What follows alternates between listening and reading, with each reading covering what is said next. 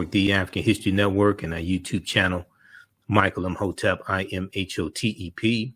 We're also broadcasting on 910 AM Superstation's WFDF Facebook page as well. All right, so yesterday we talked about the State of Black America report from the National Urban League, and we were just getting into it. And I shared an interview that Mark Morial, president of the National Urban League, shared a couple of interviews that he did on Tuesday, and they revealed the report at Clark Atlanta University in Atlanta, Georgia. This morning on Morning Joe, right towards the end, last 4 or 5 minutes of Morning Joe, MSNBC, they had Mark Morial on, and they talked about the median household income for African-American households compared to white American households. Okay, the median household income, it is $43,862 for African-American households compared to $69,823 for white Americans. That's a 37% difference, And they laid this out also in the report. On Reverend Al Sharpton's show today, Politics Nation, right here on 910 AM Superstation WFDF. This is one of the things he talked about today. And so yesterday, I said we would talk. Yesterday, when we dealt with the State of Black America report, I said we would talk some more about it today. Okay, so we're going to do that, and we may talk about it some more on Thursday's show. All right, and then also, so we'll discuss that, and then also Frank James, who is the Brooklyn subway shooting suspect. He was arrested today. So millions of people around the country watched that play out today also. So we'll give you an update on what's taking place there. All right, now on the African History Network show, we focus on educating, empowering, and inspiring people of African descent throughout the diaspora and around the world, because right now it corrects wrong behavior. What you do for yourself, what you do to yourself, and what you allow other people to do to you and get away with is based upon what you think about yourself. What you think about yourself is based upon what you have been taught about yourself. What you've been taught about yourself is based upon everything you've read, heard, and seen about yourself. So when you control the radius of a man or woman's thoughts, you can control the circumference of his or her actions, because the mind can't do or teach what it doesn't know. All right. And I'm going to send this to you here in just a second here, Shakita, because we're going to go to clip number 1. So if we look here, so there were a few good articles I was looking at. Now, half these articles dealing with the National Urban League, I'm seeing half of them are written by the Associated Press. So the one from thegrio.com, and I looked at some from some other news outlets. They picked up the article from the Associated Press. Okay, so it's not an original article. It's just the same. It's basically the same information. Okay, the one from NBC News picked up the article from the Associated Press. All right, but if we look at this here, and let me see here. I'm going to send this to you right now, Shakita. This is clip number 1. Cue this up for me, please. We're going to go to that here in just a minute. So, National Urban League says the state of Black America is grim. Figures on Black health disparities, wealth inequality, and more, quote, change so little and so slowly, end quote, said National Urban League President Mark Morial. This is a good article from NBC News. If we take a look here at I have the executive summary of the actual report up. So you can go to stateofblackamerica.com, stateofblackamerica.com to look at read the actual report. It's free. This is the executive summary right here. And the name of the report is Under Siege, the Plot to Destroy Democracy. Under Siege, the Plot to Destroy Democracy. Okay, now also on today's show, April 13th is the anniversary of the Colfax Massacre, which took place during Reconstruction in Colfax, Louisiana. And this centered around elections, this centered around politics. Okay, the Colfax Massacre. And you had, estimates are about 150 African Americans were killed in this massacre. So it took place April 13th, 1873 in Colfax, Louisiana. This was during Reconstruction. So today's the anniversary of the Colfax Massacre. I posted on our Facebook fan page this morning. I posted a article dealing with this from the Zen Education Project. So we'll talk about that some on today's show as well. Okay, so if we look at, so they have the table of contents here. This is just the executive summary. And they do with the equality index. And with their equality index, they link, and they talk about this here in the article from NBC News and Associated Press. The National Urban League released its annual report. Let me flip back over to this here. The National Urban League released its annual report on the state of Black America on Tuesday, and its findings are grim. This year's equality index shows Black people still get only 73.9% of the American pie white people enjoy. 73.9% of the American pie white people enjoy. All right, so when we go through and look at this here, we're going to clip number one in just a second, Shakita. When we go through and look at this here, we see them lay out on page 5, all right, the equality index, and they look at economics, health, education, social justice, and civic engagement. All right. And then we look at, okay, let me scroll down. Okay. So do they have some of the contributors, statements from some of the contributors who contributed to this year's report also.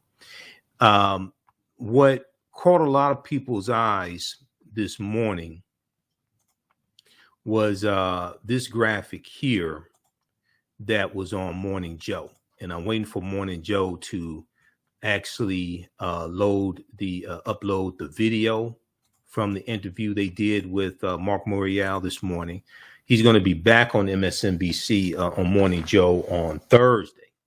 So on Thursday's show, hopefully they'll upload the video and we'll talk about it on Thursday's show. This is what had a lot of people talking, this graphic here. All right. African-American median household income, $43,862. White median household income, $69,823, 37% difference. And this also contributes to the racial wealth gap as well. I want to go to clip number 1 here. This is on Tuesday, April 12th, Mark Morial was on the PBS NewsHour on PBS to talk about the State of Black America Report 2022. Let's go to this clip, Shakita.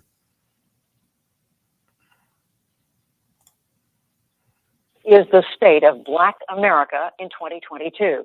A new report from the National Urban League paints a picture on everything from the economy to voting rights. John Yang has more on its findings. Judy, since 2005, the National Urban League has released an annual equality index to compare how Black Americans are doing in comparison to white Americans. This year, the index shows that Black Americans get only 73.9% of what white Americans enjoy, not much different from what it found in 2005. While there have been significant gains in some areas like economics and health circumstances, both up about 10 percentage points since the first report, in other areas like social justice and civic engagement, Black Americans have lost ground, according to the report. Mark Morial is the president and CEO of the National Urban League, and he joins us from Atlanta, where he released a report earlier today. Mr. Morial, thanks for joining us.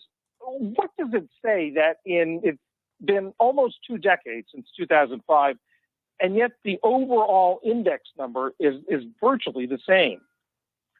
First of all, thank you for having me. What it says is that the disparities in American life between blacks and whites are persistent, locked in a sense of suspended animation, where you could have, as you indicated, some progress in some areas and then a decline in other areas.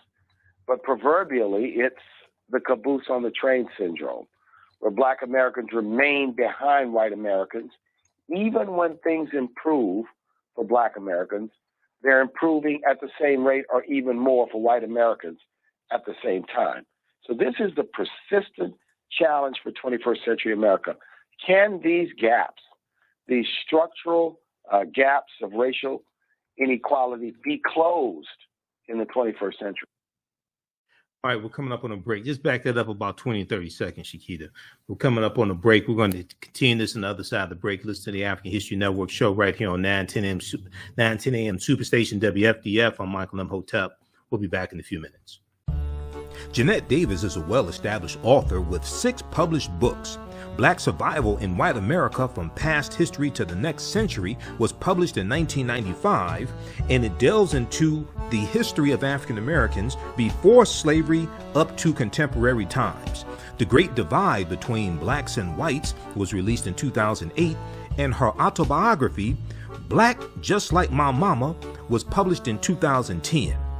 Soulful Journey, The Business of Beings, was released in December 2021, and her 2 latest books, Echoes from the Heart, Love Throws Poetry, and Master Being Human, were both published in January of 2022.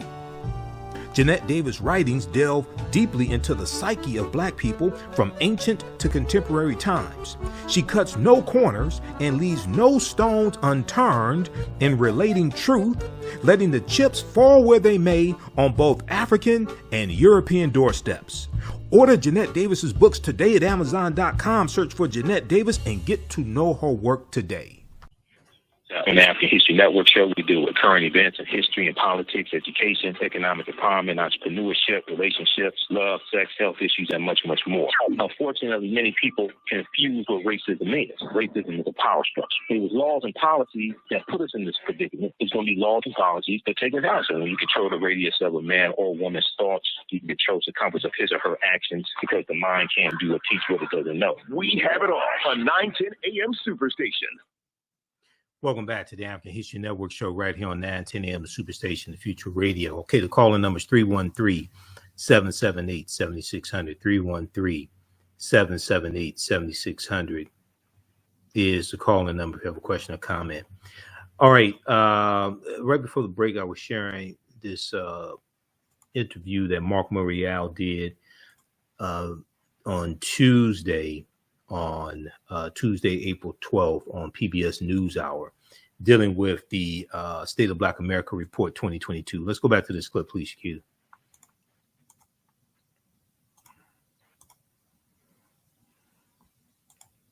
Americans remain behind white Americans. Even when things improve for black Americans, they're improving at the same rate or even more for white Americans at the same time. So this is the persistent challenge for 21st century America. Can these gaps, these structural gaps of racial inequality, be closed in the 21st century? You talk about that, what you call the caboose syndrome, and we talk about the gains in, say, economics, but the gain means you're only up to about, the black Americans are only up to about 3/5 of what white Americans enjoy. And in health, it's about 84%. Talk a little bit about those areas where there have been gains. So I think the Affordable Care Act and the expansion of Medicaid had a dramatic impact by increasing the number of black people who were insured. It closed the health gap somewhat, but still a 16-point differential is too much. The discussion about race and racial justice in this country is not fact-based all too often. It's sometimes driven by what people think or perceive or what they make in terms of political pronouncements. This gap remains wide. This gap remains a challenge for 21st century America. And the areas where this report shows a decline since 2005, education, social justice, a significant drop in social justice and civic engagement. Talk a little bit about that. The war on drugs, the broken nature of the criminal justice system, the way in which police and communities are at odds, the way in which black people are shot in an unjustifiable fashion by the police, all of these contribute. The sentencing disparities, and while there's been efforts to address this, they've not gone far enough. That contributes to the social justice gap that exists in the nation. In civic engagement and voting, a big focus of this report, we saw significant gains where black voter turnout in the 2008 election exceeded white voter turnout. That reversed significantly in 2016 when you had Russian interference and post-Shelby v. Holder voter suppression laws. Now in 2020, that gap in terms of voter turnout narrowed a bit, primarily because the pandemic forced states to be more visionary and I think more open in allowing people to vote by mail. To drop their ballot in a drop box, to utilize absentee voting. Voter suppression post-January 6th, the day of the insurrection, where 40 states plus have introduced hundreds of bills to take away all of these expanded options for people to vote, will narrow the civic engagement or really widen the civic engagement gap if we do not do something. And that's why the report has a focus on this plot to what we think diminish and destroy American democracy. And it's also why, as I understand it, you chose to release this in Atlanta today, in Georgia. Today you kicked off a campaign at Clark Atlanta University called Reclaim Your Vote. Talk about the efforts you're making in this midterm election year. I'm so glad you mentioned Clark Atlanta University and the fact that we're here in Atlanta, which on one hand is the cradle of the civil rights movement. Dr. King, John Lewis, many other greats call Atlanta home. And this was, if you will, one of the epic 1960s civil rights movement. But then on the other hand, Georgia has become ground zero for voter suppression. The way in which the Georgia legislature has reacted to the January 5th election and then the aftermath of the January 6th insurrection is to literally lead an assault on the right of people to vote. So we thought we needed to come again to the front lines of where people can really get a close-up look at what is happening here in Georgia.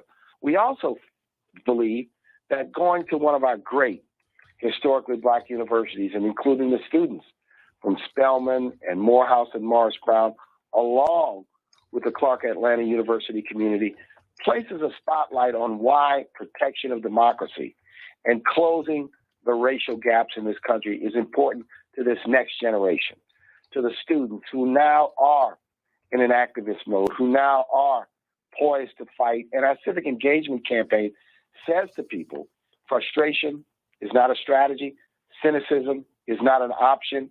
We have to fight voter suppression, but we have to do everything in our power to participate in the elections this fall, because we've got to put this effort to remind people that if you do not have a seat at the table, you'll literally be on the menu. Mark Morial, President and CEO of the National Urban League. Thank you very much. Thanks for having me. Okay, so that was from you can pause right there. So that was from Tuesday, April 12th on PBS NewsHour. Mark Morial talked about the State of Black America report 2022 from the National Urban League. You can read the report, download it, read it, stateofblackamerica.com, stateofblackamerica.com. Okay, and it's free to read. It's free to download it. They have an executive summary that you can read also. So all of our organizations across the country, all of our churches across the country, masjids, various organizations, African-American study groups, history groups, things like this should be downloading this and incorporating information from this into their plans, into their strategies, etc.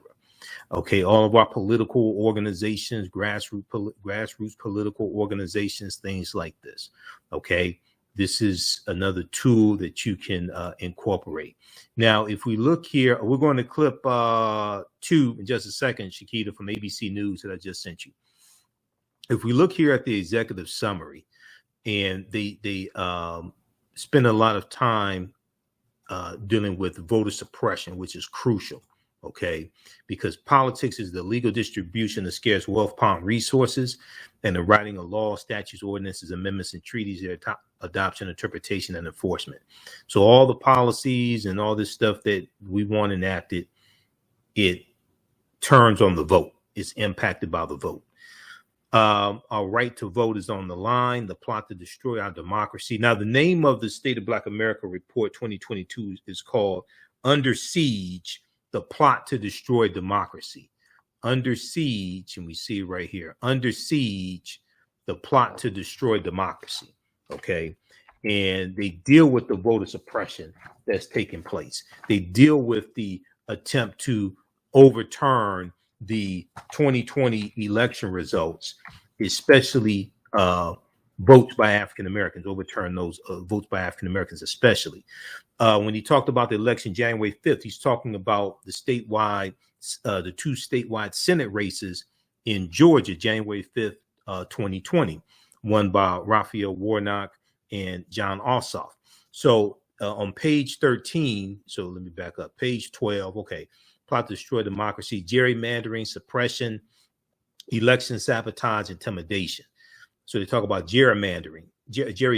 States are drawing battle lines. In America, every citizen is entitled to the right to vote, and within that right, our votes are supposed to be equal. However, 20 states have leveraged census data to redraw.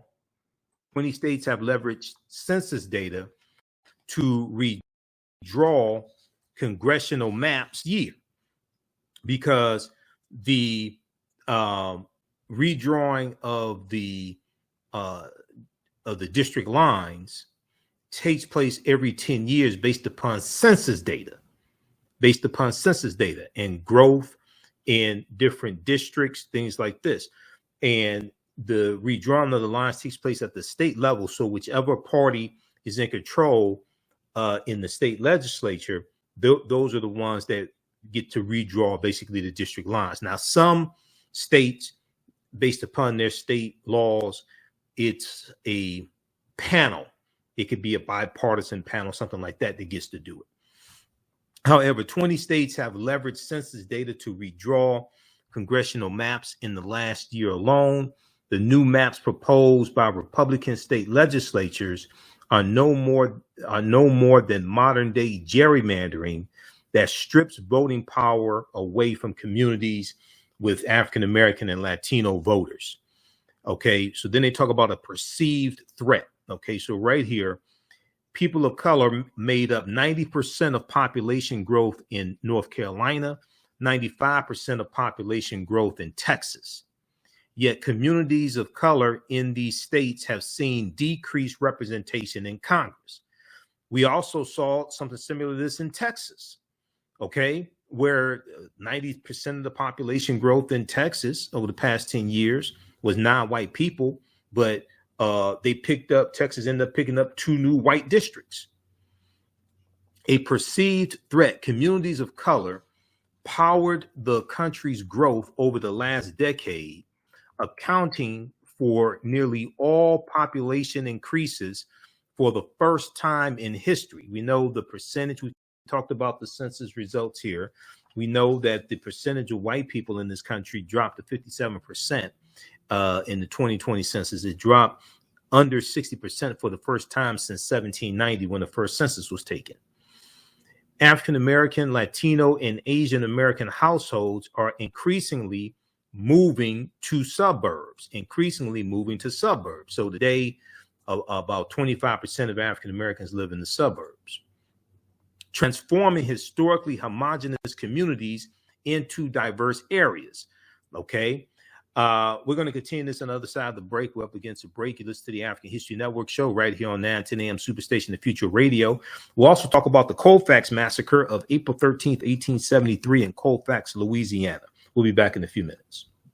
The work that I do is larger than the fashion industry. It's larger than the art world. And I believe that I was born to bring newness into this world. I'm Kaima McIntyre. I'm 24 years old and I'm an artist. I create everything from paintings to jewelry design, metaphysical jewelry to be specific, and fashion design.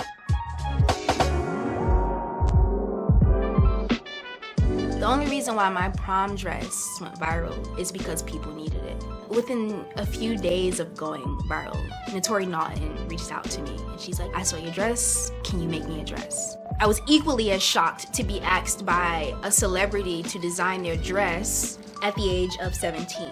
That's just one person, and the list just continues to go on to Janet Jackson, to Tyra Banks. It really hits home. That means that the discussion is happening on the grounds in real time.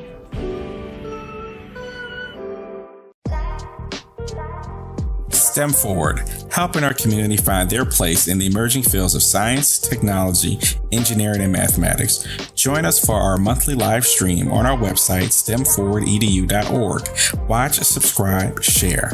Also join our mailing list to stay up to date with STEM resources and opportunities. STEM Forward, the future is now. Watch, subscribe, share.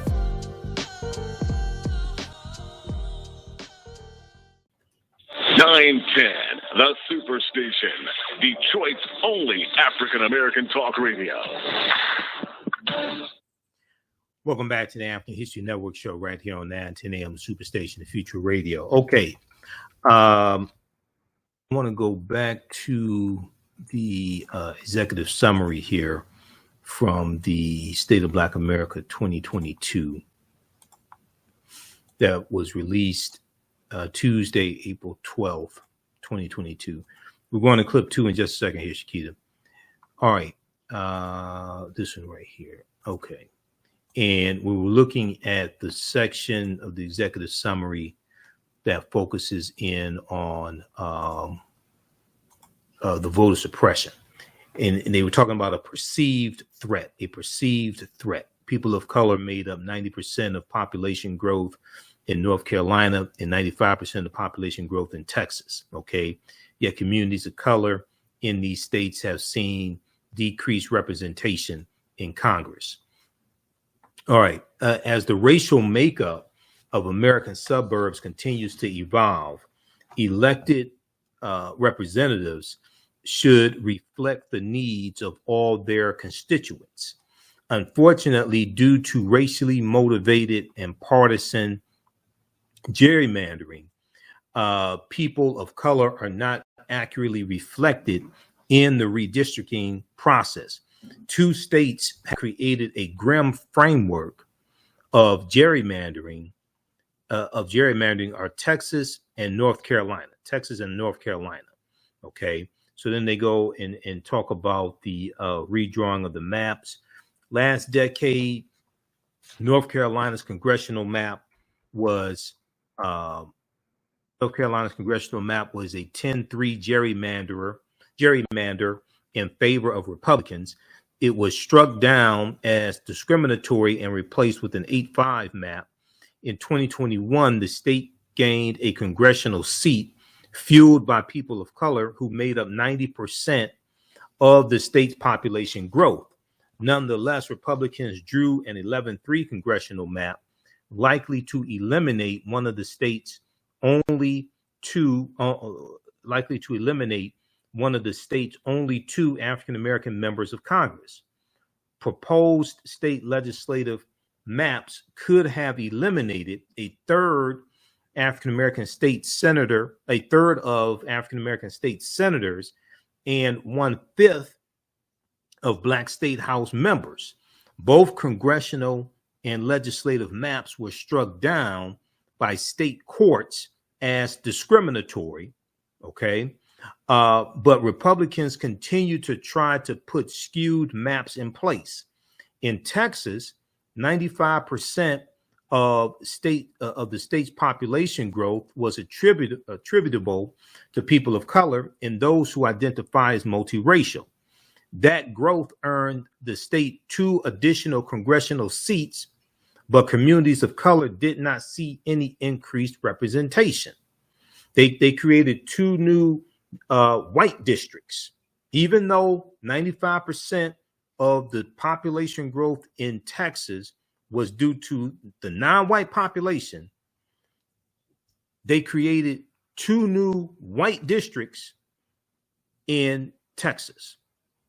On the contrary, their clout was reduced as they were drawn out of previously competitive districts to add safe white seats, to create safe white districts. Okay, so they talk about voter suppression as well. Historic turnout in 2020 in the 2020 election sparked the beginning of one of the most insidious partisan attacks on voting rights in American history, fueled by the big lie, especially from Benedict Donald, fueled by the big lie and a record number of voters from communities of color using mail-in ballots, okay, using mail-in ballots like we talked about on yesterday's show, and early voting. Partisan politicians in state legislatures around the country have drafted bills and passed laws making it harder to vote for all of us. More suppressive legislation is in the pipeline in 2022. Okay. So by the numbers, between January 1st and December 7th of 2021, 19 states had passed 34 new laws to make it harder to vote. It is the most significant legislative assault on voting rights since Reconstruction. Now, Reconstruction is 1865 to 1877. All right. And in my online history class I teach on Sundays, from the Civil War to the Civil Rights Movement and Black Power, 1865 to 1968, we deal with the Reconstruction era and the period after Reconstruction, which ushers in Jim Crow laws. Now, it's also important to note, so they got this information here. 19 states have passed 34 laws. They got that from the Brennan Center for Justice in their report on voter suppression. It's also important to note that 25 states have passed 62 new laws during the same period of time, basically during the same period of time.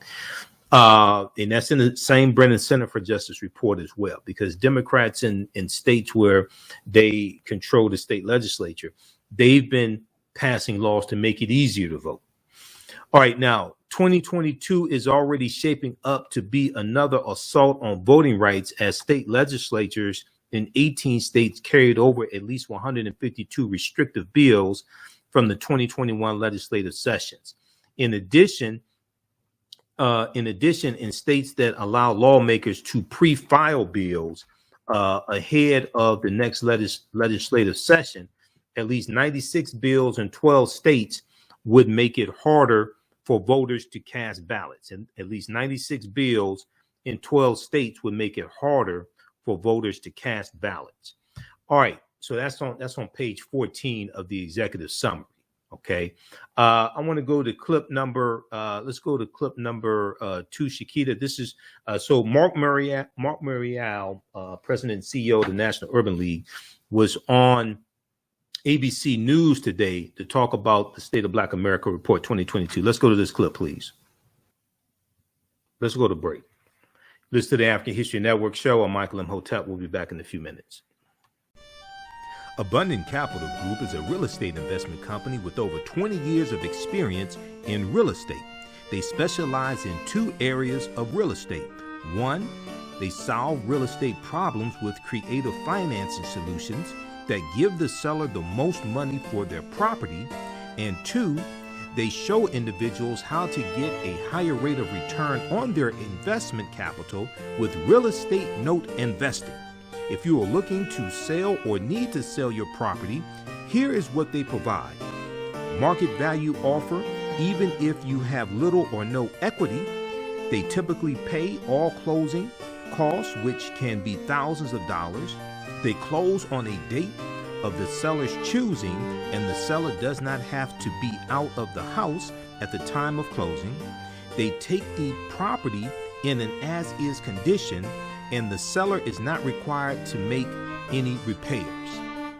Give them a call or email them today for a free consultation and see how they can help you with your real estate needs. Call them at 973-475-8488. That's 973-475-8488. Visit their website, abundantcapitalgroup.com. That's abundantcapitalgroup.com. And email them at acg@abundantcapitalgroup.com. Follow them on Instagram and Facebook at Abundant Capital Group. iRedify is a Black-owned digital platform that showcases Black and Brown cultures and people. The books on the platform are written by African American authors, Afro-Caribbean authors, African authors, and so much more. Kids 14 and under can read ebooks, listen to audiobooks, and complete learning activities. Kids can even write in the books digitally. Get unlimited access to everything on the platform for only $8.99 a month at iRedify.com. Sign up for your membership today. Welcome back to the African History Network show right here on 910 AM Superstation and Future Radio. All right, let's go to clip number 2. This is Mark Morial. He was on ABC News today talking about the State of Black America Report 2022. Let's go to the clip, please. National Urban League has released its 2022 report of the state of Black America. The report, titled Under Siege, The Plot to Destroy Democracy, shows the social and economic status of Black Americans, how they feel about social justice issues, and it reveals the various tactics that make it harder for Black people to vote. Mark Morial, the CEO and president of the National Urban League, is here to break it all down for us. Mark, thank you for joining us. Can we start with voting? What did the report find when it comes to voting rights and democracy? Well, thank you for having me, Diane. It found that there's been a long, decades-plus effort to really make it more difficult for people to vote, with particular focus on Black people, Latinos, Indigenous Americans, and others. And this began in the aftermath of the Obama election with efforts to challenge the integrity of the Voting Rights Act through the courts. And that effort has been successful.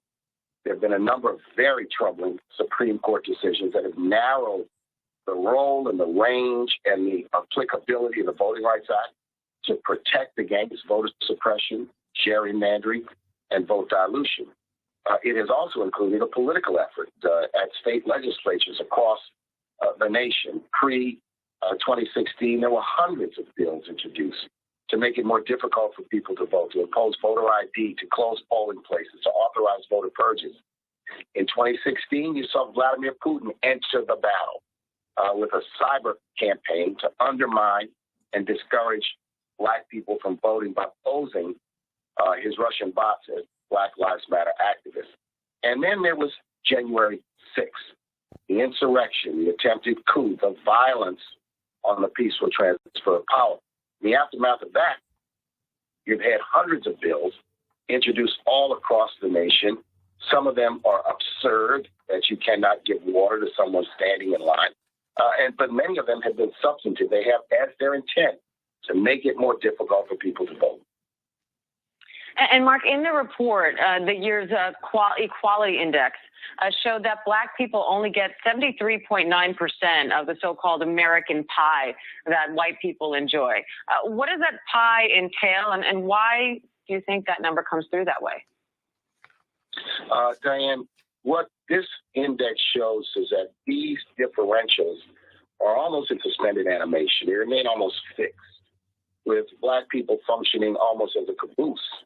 So sometimes conditions improve, but then conditions for white Americans improve, and the differential remains the same. This is one of the most important dynamics of American life, this gap, and it runs the gamut. It's in health, it's in education, it's in jobs, and it also impacts Latinos. We don't have the Latino numbers, but they index very closely to where African Americans are. And for a nation to become a multicultural democracy in the 21st century, these gaps must be closed so that every human being can fully participate in the American dream. That's what this is about. So, Mark, when you looked at these results, what in the report stood out to you the most? I think what stood out when we really looked at the results, Diane, is the nature of this campaign to undermine democracy, how extensive it is, how far-ranging it is, how consistent it's been, and how so much of it has gone on sort of behind the veil. You see the results, but you don't see the money and the people and the organizational effort behind it. And it is pernicious because right now we as a nation are trying to support and sustain democracy in Ukraine. Well, we have to do it here at home. We have to protect the right to vote here at home as well as in Ukraine. And so this principle, this American value of democracy is what this report seeks to lift up. Mark, when you look at these numbers, what does progress look like? What is the ultimate goal? And what do you think it takes to achieve it? You know, Diane, the goal is parity. I think the goal is an America where there are no meaningful differentials based on race, creed, color, religion, or zip code. That should be our goal. Economic parity, quality of life parity. That should be the ultimate goal for all of us. Mark Morial, we appreciate your time today. Thank you. Okay, you can pause it right there. Okay, so that was from today, April 13th. That was on ABC News. That's on their YouTube channel. Mark Morial talking about the State of Black America Report 2022. Now, if we look at this section, now this is the equity index here. This is the part, you can download this also. This is the part, the equity index is 30 pages. This is on page 10, 2022 Equality Index of Black America. And then we see right here, median household income, real dollars, median household income, real dollars. And then they break it down the year 2019, $43,862, white family, $69,823. Okay. And one of the things in one of the interviews I played yesterday, Mark Morial, he was saying that most of their numbers that they have are pre-COVID-19, before COVID-19 hit in 2020. So we still have to get the numbers from 2020, 2021. Okay. Here you see they're looking at 2019 data, all right, to compile. And then they break down median male earnings, dollars weekly as well. They break that down. $193 African American men, $1,096 a week white men. Median female earnings, dollars weekly, $719.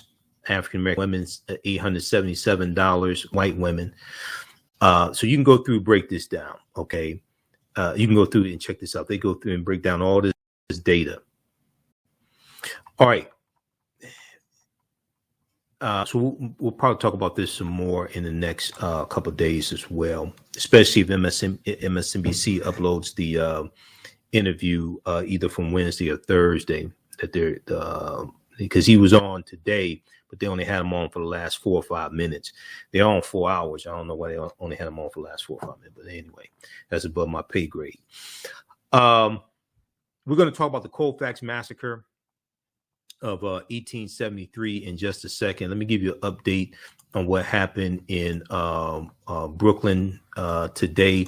We know that Frank James, the suspect in the Brooklyn subway shooting, we know he was apprehended today. And let me see here. There was a we don't have time to go to this clip. I'll have to play it off. I'll have to play it offline. But there's a good article from NBC News. And let's see, let me pull this up right here. Okay, suspect in Brooklyn subway shooting, Frank James, is now in custody. And I watched the press conference today that they had Mayor Eric Adams and police commissioner. So I watched the press conference, and let me see if we can go to this article here. Okay, James, 62 years old, was arrested in Manhattan's East Village, ending a 30-hour manhunt, police announced. So police apprehended Frank R. James, who's African-American, who will, from statements and YouTube rants, things like this, I think he's mentally ill. It seems like he has some type of mental illness. Police apprehended Frank R. James, who will face federal charges in the shootings of a Brooklyn subway, which wounded 10 people and injured 13 others, officials said. James was taken into custody Wednesday after police received a Crime Stoppers tip directing them to the East Village neighborhood of New York City, authorities said. Now, police sources said they believe James called the tip line himself, saying he was at a McDonald's on the Lower East Side of Manhattan. Quote, "This is Frank. You guys are looking for me. My phone is about to die." End quote, the sources say, the caller said. Those watching on Facebook and YouTube, keep watching. We're out of time here on 910 AM Superstation WFDF. We're going to continue this, and then we'll also talk about the Colfax Massacre of 1873. Visit our website, AfricanHistoryNetwork.com, AfricanHistoryNetwork.com. You can register for the online classes that I teach on Saturdays and Sundays. Right now, it's correct your own behavior. It's not over till we win. Wakanda forever. We'll talk to you tomorrow. Peace.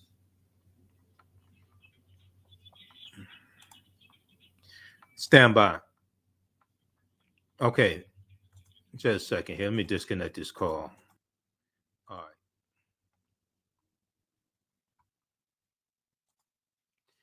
Okay. I want to cue this clip up here from NBC Nightly News. Just a second here.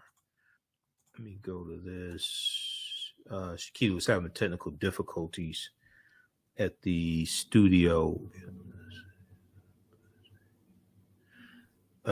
with one of the videos. All right, just a second here. Let's go to this one right here.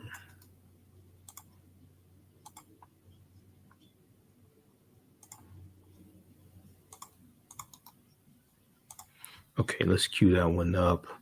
And let me go back to the article here.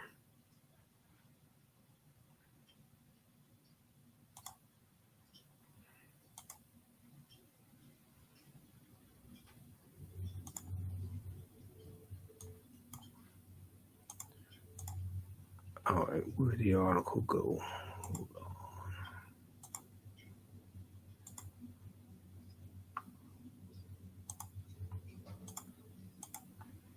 Okay, just a second here. Let me go back to this right here. All right, so police apprehended Frank R. James, who will face federal charges in the shootings on a Brooklyn subway, which wounded 10 people and injured 13. Okay, here's a picture of him being apprehended. Okay.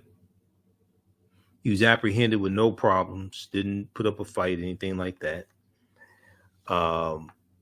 New York City Mayor Eric Adams, who is in isolation following a positive COVID-19 test, told reporters in the video feed, "My fellow New Yorkers, we got him." The tip that led to Frank James' arrest originally took police to the McDonald's at First Avenue and East 6th Street before officers found him a short time later, 2 blocks away at St. Mark's Place, ending an intense 30-hour manhunt, officials said.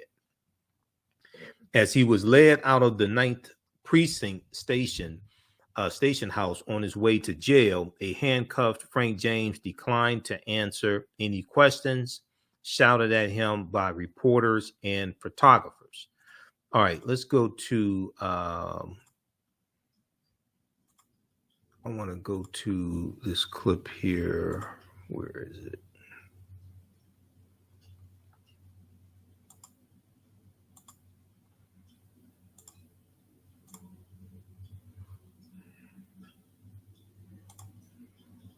Okay, hold on just a second. Let me all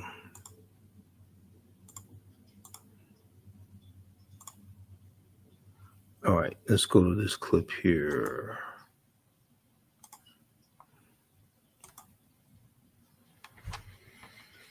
So this is from NBC Nightly News today. Here's an update. Okay, he's got to get past this ad. Stand by.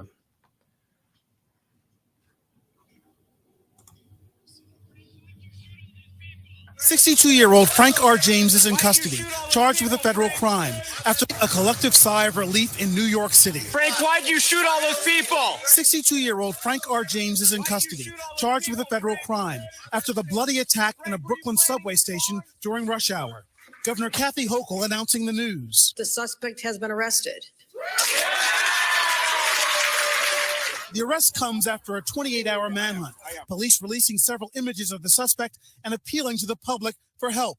In a bizarre twist, law enforcement officials say it was James himself who called the Crime Stoppers tip line, saying he heard police were looking for him and he was at a McDonald's in Manhattan's East Village. He said his phone was dying, so they should come quickly. Officers rushed there, but he was already gone. They found James nearby, and he was taken into custody without incident around 1:30. We were able to shrink his world quickly. There was nowhere left for him to run. This video from early Tuesday morning shows James entering the subway in Brooklyn, struggling to get through the turnstile before going through an emergency exit. 2 hours later, investigators say he opened fire on the crowded train. 10 people were shot, 29 total injured, including kids heading to school. One victim just 12 years old. Police say James then used the subway to flee, getting on a train across the platform, riding one stop, shoulder to shoulder with some of his victims. He later entered a station in another Brooklyn neighborhood. Law enforcement now piecing together his past. He is known to us and has ties in Wisconsin, Ohio, Pennsylvania, New Jersey, and New York City. James was born in New York and has 9 arrests here dating back to 1992. Charges including criminal sex acts and possession of burglary tools. Police say he purchased the Glock 9mm handgun used in the attack at an Ohio pawn shop in 2011. There are dozens of posts from James on social media, many filled with profanity-laced rants about race, violence, and even mocking New York Mayor Eric Adams for trying to make the subway safer. And I'm on my way to Philadelphia. In this video, James talks about traveling from Milwaukee to Philadelphia, where police say he rented the U-Haul van found a few miles from the scene of the attack. Investigators still haven't determined a motive or why the suspect attacked the 36th Street stop. Tonight, that station is once again filled with commuters. The city runs on the subway. And you feel perfectly safe? Yeah. Ron joining us now from the police precinct where James was being held after being taken into custody. Ron, what's next for him? Lester, he's now in federal custody because of the charge he's facing. We expect him to make his first appearance in court sometime tomorrow. And if convicted, he could face prison for the rest of his life. Lester? All right, Ron Allen, thank you. And investigators have been looking into what Frank James was doing before yesterday's attack. I want to bring in Justice correspondent Pete Williams now. Pete, what are we learning? Well, police and federal agents, Lester, say he's had no steady job or fixed address the past few years. They say he rented that U-Haul van Monday afternoon in Philadelphia using his own name. He apparently slept in it a bit, then drove it into Brooklyn Tuesday morning, caught on surveillance video crossing a bridge just after 4 a.m., and then about 2 hours later, investigators say a camera recorded him getting out of the van and walking toward the subway. Police say cameras in the subway show him entering the system a short time later, wearing that distinctive vest, Lester. And Pete, police say today he has an extensive criminal record. So how was he able to buy a gun? because none of those charges resulted in felony convictions. So he was still legally able to buy a gun, and that purchase 11 years ago was a legal one. Investigators say this is a close-up of that weapon, showing that he tried to obliterate the serial number, but ATF used that number to trace the purchase of the gun to Frank James, and that is a key piece of evidence in the federal charges filed today, Lester. Okay, Pete Williams, thank you. All right. So that's what happened today. You can also look at the live updates from the New York Times as well. Hold on just a second. Let me stop this. You can look at the live updates from the New York Times also. Okay. And they talk about a Syrian immigrant, a shop owner, and an artist are among those who say they played a role in leading the police to Frank R. James, and he may have called a tip line on himself. So you can read the rest of this also. Thank you, Zach. New York has a new hero. There may be more. New York City celebrated a new hero on Wednesday, a 21-year-old Syrian who moved to the United States 5 years ago, speaks 5 languages, and lives in Jersey City. The man named Zach Tahan, a security camera technician whose name has been spelled in varying ways on social media, said he was working on updating equipment at a shop near St. Mark's Place and the First Avenue in Manhattan's East Village, when he saw Frank R. James through one of the security cameras in an impromptu news conference to a crowd of reporters and bystanders on Wednesday. Zach Tahan said, quote, "I thought, oh my God, this is the guy. We need to get him. He was walking down the street. I see the car of the police. I said, yo, this is the guy." Okay, so we can read the rest of this here. They have really good updates here from the New York Times. All right, now I want to go to this last story here. So this deals with the Colfax Massacre of 1873 in Colfax, Louisiana. And I deal with this in the online course that I teach on Sundays, from the Civil War to the Civil Rights Movement and Black Power, 1865 to 1968. All right, and you can register for the online classes that I teach at our website, AfricanHistoryNetwork.com, AfricanHistoryNetwork.com. We have the information right on the homepage of the website. Let me see here. Just a second. Okay. We have the information around the homepage of the website. So I teach this Sundays, 2 p.m. to 4 p.m. Eastern Standard Time. Now, as soon as you register, we have basically most of the class already archived, so you can watch at your own pace. And we do live sessions also, but you can watch at your own pace. And once you register for the class, you'll have full access to it even after the course is over. So 2-3 years from now, you can go back and watch the entire course. All right, it's on sale $60, regularly $130. And we do a history from 1803 through 1968. We start with the Louisiana Purchase of 1803, and we talk some about the Haitian Revolution. On Saturdays, I teach ancient Kemet, the Moors, and the Maafa, understanding the transatlantic slave trade, what they didn't teach you in school. This class here, we have 10 sessions already archived. So as soon as you register, we have a ton of information for you to watch. Next class, this one will be Saturday, April 17th, 2 p.m. to 4 p.m. Eastern Standard Time. So you can register for that one. And we have a bundle pack. You can register for both classes for $20, for both classes for $100. It's a $260 value. You can register for both classes for $100. All right, now, so the Colfax Massacre took place April 13th, 1873. I posted an article today from the Zen Education Project. We posted this on our Facebook fan page. And there's also a good article from blackpast.org. Okay, so let me pull this up here from blackpast.org. And then there's one from Zen Education Project. But then also there's a really good article from SmithsonianMag.com, Smithsonian Institute. 1873 Colfax Massacre crippled the Reconstruction era. So I want to go to the one from the Zen Education Project first, because they actually reference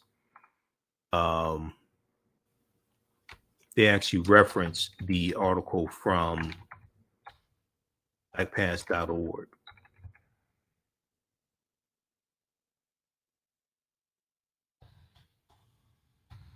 Okay, let's pull this up here.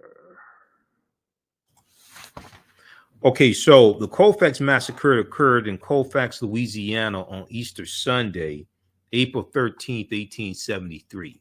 April 13th, 1873. Republicans had narrowly won the 1872 election to retain control of the state, but Democrats contested the results. Now, this is a sketch of it's called the Louisiana Murders, gathering the dead and wounded. Okay, so this is the aftermath of the Colfax Massacre. This is a sketch of the aftermath of the Colfax Massacre. Now, historian Eric Foner notes of the Colfax Massacre, the bloodiest single instance of racial carnage in the Reconstruction era. The Colfax Massacre taught many lessons, including the lengths to which some opponents of Reconstruction would go to retain their accustomed white supremacist authority. Now, fearful that white militias would attempt to take over local parish governments, Republican office holders occupied the Colfax courthouse. And the article from blackpast.org that they reference is more detailed. Okay, so let's flip over to that one here.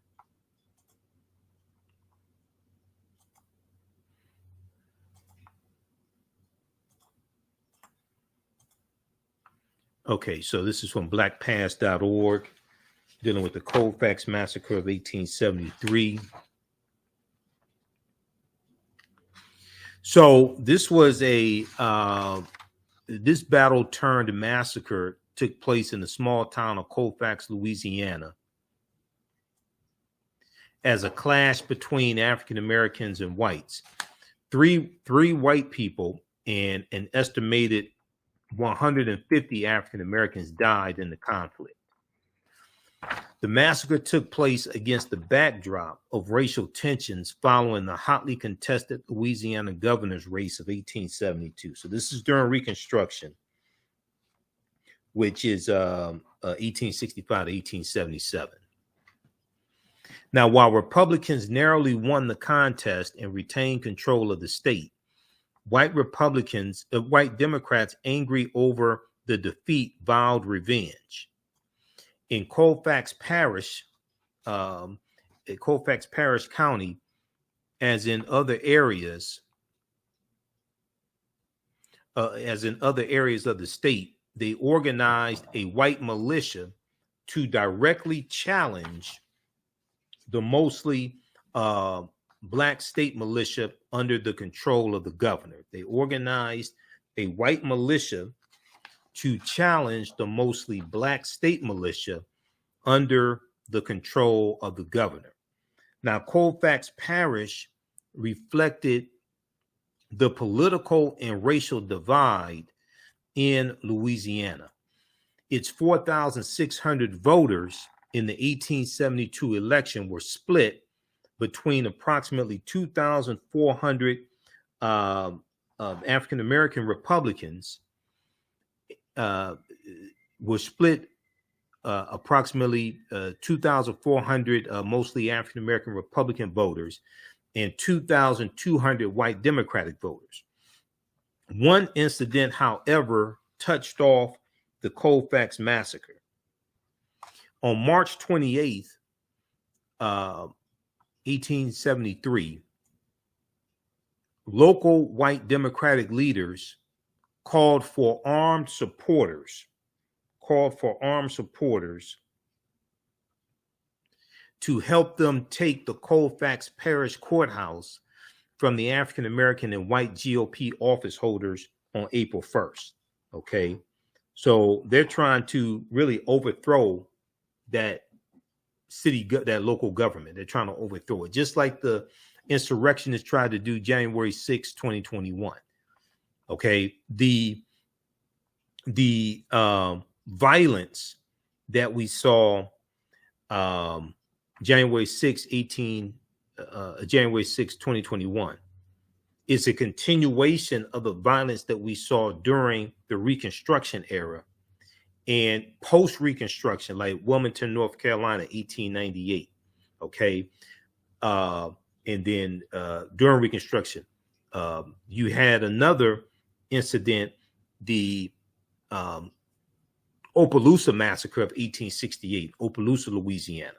All right, surrounding voting and political power as well.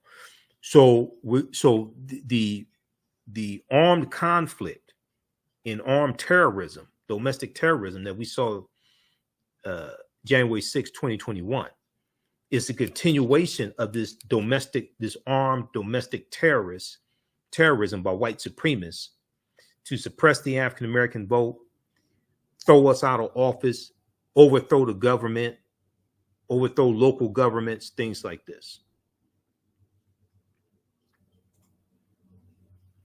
So on March 28th, local Democratic leaders called for armed supporters to help them take the Colfax Parish Courthouse from the African American and white GOP office holders on April 1st. The Republicans responded by urging their mostly Black supporters to defend them. Although nothing happened on April 1st, the next day fighting erupted between the two groups.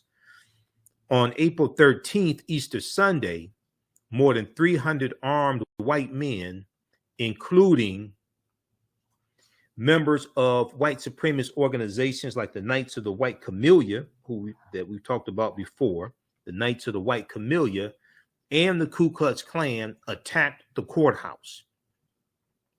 When the militia maneuvered a cannon to fire on the courthouse, some of the 60 Black defenders fled while others surrendered. When the leader of the attackers, James Hatnot, was accidentally shot by one of his own men, the white militia responded by shooting the African American prisoners. Those who were wounded in the earlier battle, particularly African American militia members, were singled out for execution. The indiscriminate killing spread to African Americans who had not been at the courthouse and continued into the night. All told, approximately 150 African Americans were killed, including 48 who were murdered after the battle. Only 3 whites were killed, and few were injured in the largely one-sided Battle of Colfax. On April 14th, 1873, the state militia under the control of Republican Governor William Kellogg arrived at the scene and recorded the carnage. New Orleans police officer and federal troops also arrived in the next few days to reestablish order. New Orleans police and federal troops also arrived in the next few days to reestablish order. A total of 97 white militiamen were arrested and charged with violation of the U.S. Enforcement Act of 1870, also known as the Ku Klux Klan Act. So really so you do have enforcement acts going back to 1870, but the Ku Klux Klan Act was 1871, not 1870. The Ku Klux Klan Act of 1871. There were 4 enforcement acts, and we deal with all this in the online class that I teach. So the most popular of the enforcement acts was the Ku Klux Klan Act of 1871, which dealt with it was illegal to interfere with elected officials carrying out their official duties, because the white supremacists, it wasn't just the Ku Klux Klan. It was the Knights of the White Camellia and the White League and all these different domestic terrorist organizations. And some of them just didn't have names. Okay. But what happens is it became a federal crime to interfere with them carrying out their official duties, and the president could declare martial law on cities, on counties that where you had these types of uprisings. Okay, that was because of the Ku Klux Klan Act of 1871, the third of 4 enforcement acts. If we look at this quickly here, just a second here. Let's see.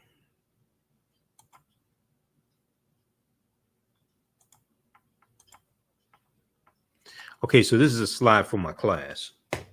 This is one of the actual slides here, because we talk about the enforcement acts, or the force acts, also known as enforcement acts. What were the force acts during Reconstruction?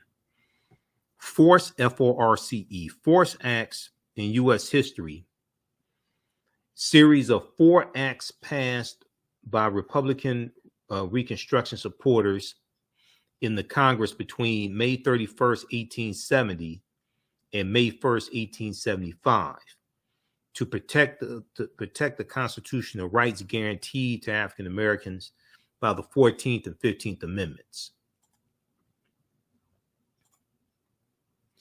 The major provisions of the acts authorized federal authorities to enforce penalties upon anyone interfering with the registration, voting, office holding, or jury service of African Americans, provided for federal election supervisors, and empowered the president to use military forces to make summary arrest.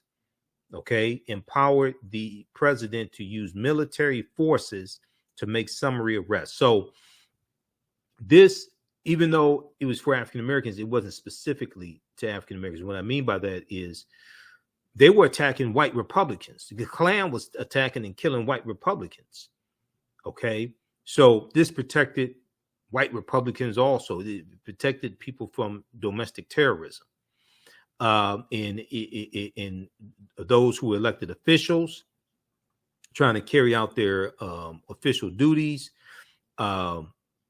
people trying to register to vote, especially African Americans trying to register to vote or actually voting, or African Americans trying to serve on juries. Okay, and it protected them from intimidation and attacks trying to serve on juries as well. This is federal law. So under the Act of April 20th, 1871, so the one April 20th, 1871 is the third of the 4 acts. That one is known as the Ku Klux Klan Act of 1871, which is still on the books today.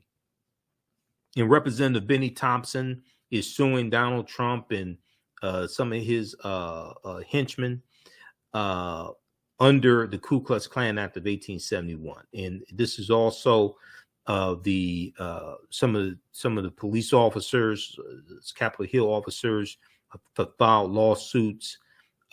They're filing lawsuits using the Ku Klux Klan Act of 1871. Now, under the Act of April 20th, 1871, 9 South Carolina counties were placed under martial law in October 1871. 9 South Carolina counties. South Carolina is also where the Civil War started, December 20th. South Carolina was the first state to secede from the Union, December 20th, 1860, and it's where the Civil War started, April 12th, 1861. Now, this act and earlier statutes resulted in more than 5,000 indictments and 1,250 convictions throughout the South. In subsequent Supreme Court decisions, various sections of the acts were declared unconstitutional, but the bill, the law is still on the books and is still being used today. What was the Ku Klux Klan Act of 1871? The 14th Amendment, ratified in 1868, defined citizenship and guaranteed due process and equal protection of the law to all. Vigilante groups like the Ku Klux Klan, however, freely threatened African Americans and their white allies in the South and undermined the Republican Party's plan for Reconstruction. The bill authorized the President of the United States to intervene in the former rebel states that attempted to deny, quote, any person or any class of persons the equal protection of the laws or of equal privileges or immunities under the laws, end quote. Now, to take action against this newly defined federal crime, the president could suspend habeas corpus. That means them going to court. Suspend habeas corpus, deploy the U.S. military, or use, quote, other means as he may deem necessary, end quote. Now, this comes from history.house.gov. The Ku Klux Klan Act of 1871. That's the house.gov is the official website of the U.S. House of Representatives, and they have a history section there also. Okay, they have a history section. So these are some of the actual slides from the class that I teach. All right, now, and let me see. We have the where's the info? Okay, and we have the info here on the bundle pack right here. I'll post this. And the information is at our website, AfricanHistoryNetwork.com.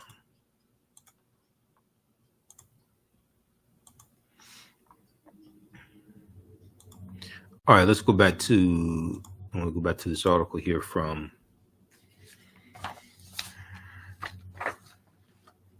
blackpast.org. Okay, so a total of 97 white militiamen were arrested and charged with violation of the U.S. Enforcement Act of 1870, also known as the Ku Klux Klan Act.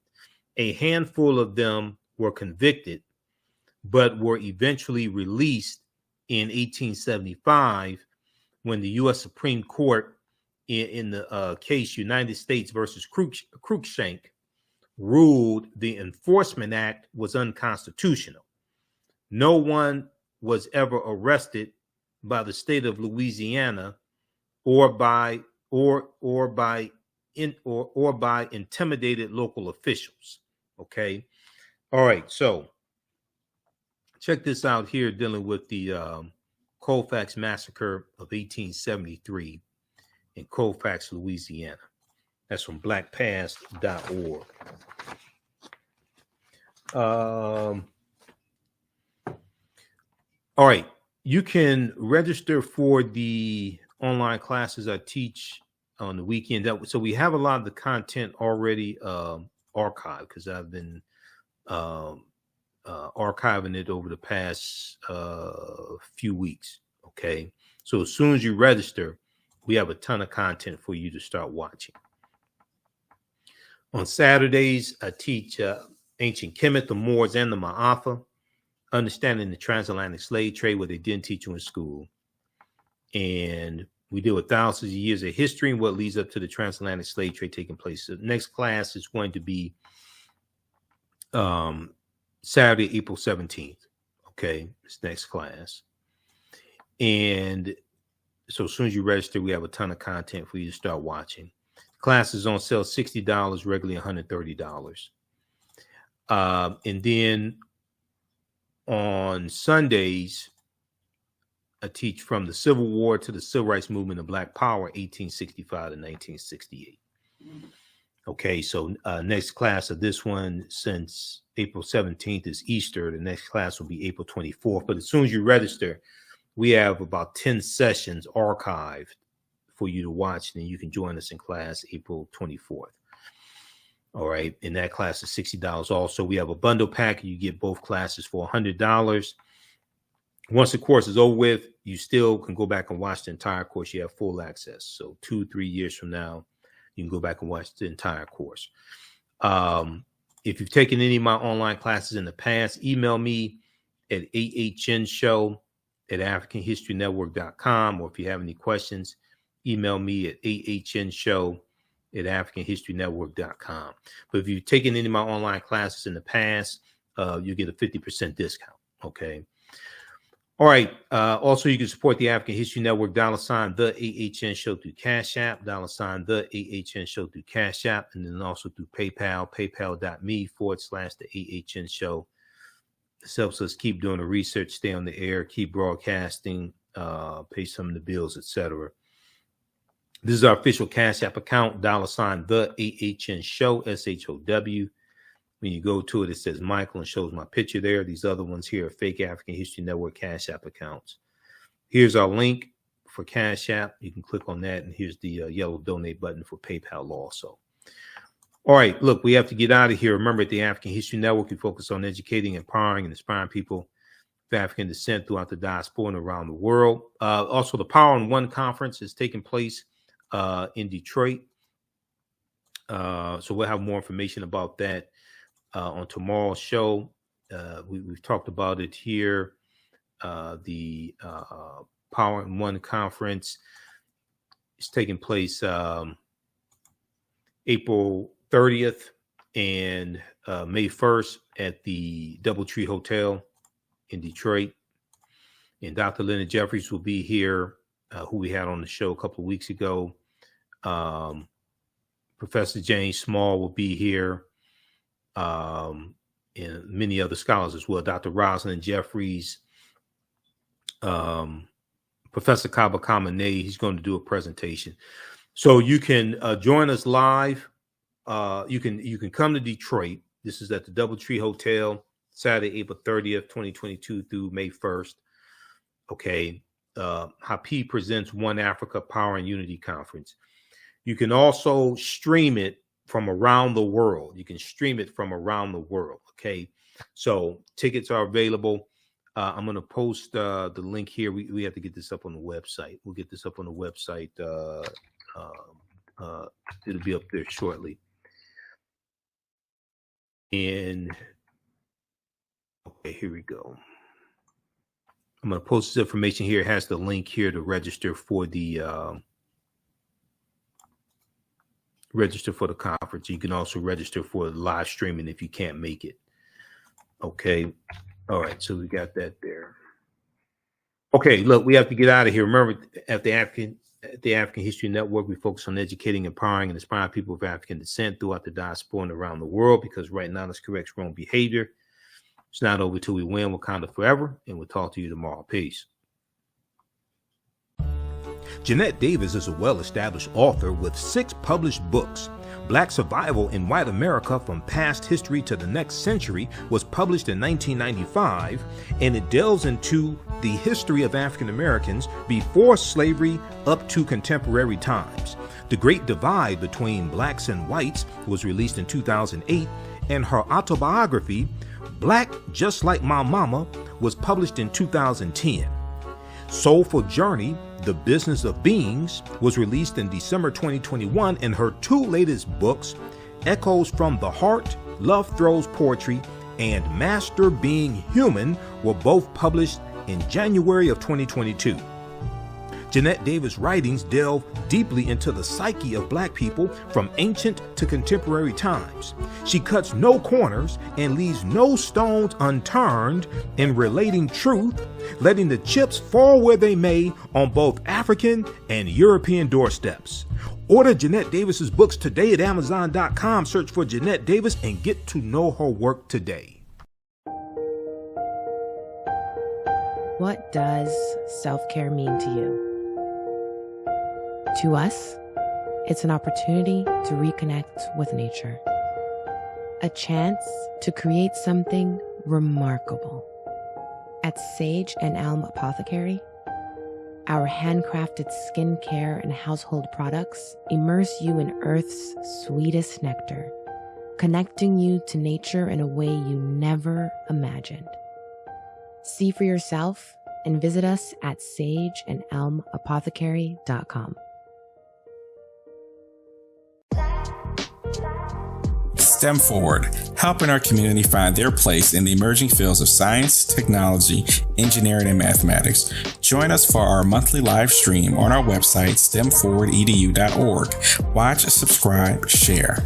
Also join our mailing list to stay up to date with STEM resources and opportunities. STEM Forward, the future is now. Watch, subscribe, share.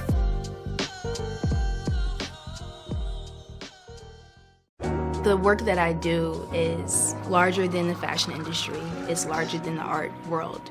And I believe that I was born to bring newness into this world. I'm Kaima McIntyre. I'm 24 years old and I'm an artist. I create everything from paintings to jewelry design, metaphysical jewelry to be specific, and fashion design. The only reason why my prom dress went viral is because people needed it. Within a few days of going viral, Notori Naughton reached out to me and she's like, I saw your dress, can you make me a dress? I was equally as shocked to be asked by a celebrity to design their dress at the age of 17.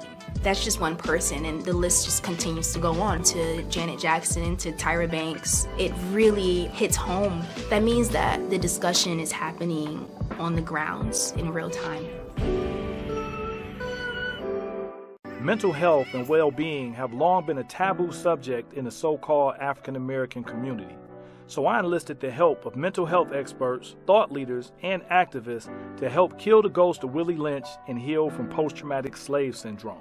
We experience trauma a lot of times on a subconscious level. So sometimes something happens to us and we know that it's traumatizing, but we don't really recognize the extent of the trauma.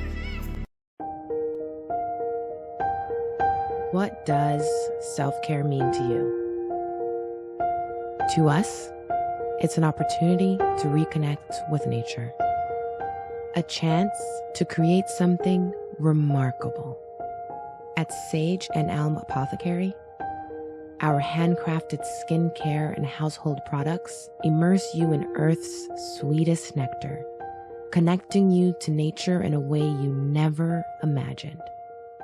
See for yourself and visit us at SageandElmApothecary.com.